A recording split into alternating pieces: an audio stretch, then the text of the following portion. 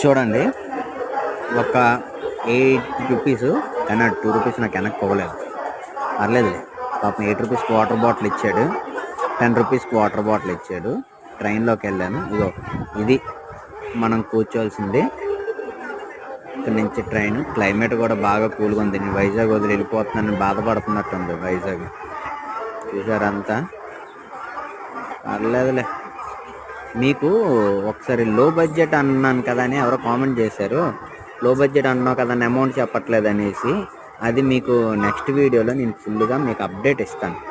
ఎందుకంటే ఇది ట్రైన్ బయలుదేరిన తర్వాత మీకు ఒకసారి చూపించాను అనుకోండి, పర్లేదు. ఇంకా ట్రైన్ సీట్ దొరికిసిందంటే ఆల్రెడీ బయలుదేరిపోయినట్టే. అక్కడెక్కడ విష్ణు విలాస్లోనేమొచ్చి టికెట్స్ ఏవో ఇస్తారంట, తీసుకోవాలి. అక్కడ లేకపోతే నడుచుకొని వెళ్ళి తీసుకుంటాం, అది వేరే విషయం అనుకో.